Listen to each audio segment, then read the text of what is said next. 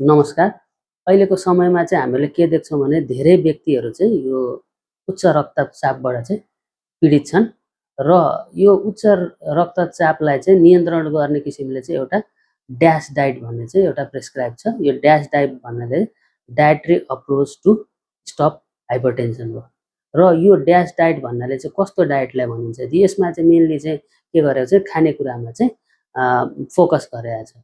जस्तो अब यसमा के हुन्छ भने यो ड्यास डाइट कन्सेप्टले चाहिँ के भन्छ भने सर्वप्रथम त मानिसहरूले चाहिँ यो फलफुल र चाहिँ तरकारीमा चाहिँ बढी ध्यान दिनु पर्यो। यसलाई चाहिँ बढी ग्राह्यता दिएर खानु पर्यो फलफुल र तरकारी। त्योदेखि बाहेक चाहिँ यो जुन फ्याट्सहरू हुन्छ त्यसलाई चाहिँ कम गर्नु पर्यो र माछा मासु खाँदाखेरि पनि चाहिँ के गर्नु पर्यो भने यो व्हाइट मिट र माछालाई चाहिँ बढी ग्राह्यता दिनु पर्यो। त्योदेखि बाहेक दुध खाँदा पनि चाहिँ फ्याट नभएको स्किम मिल्क या चाहिँ दहीमा पनि चाहिँ फ्याट कम भएको दहीहरू त्यस्तो किसिमको खानेकुराहरू खाने र त्योदेखि बाहेक चाहिँ पानी पनि चाहिँ प्रशस्त मात्रामा खाने र चाहिँ अब कार्बोहाइड्रेट्सहरू हामीले खान्छौँ त्यसमा पनि चाहिँ के गर्नु पर्यो भने चाहिँ यो चाहिँ होल ग्रेन भन्छ यो फाइबरहरू भएको त्यस्तो किसिमको चाहिँ गहुँ चाहिँ मकै होल ग्रेन चाहिँ बढी कन्ज्युम गर्नु पर्यो।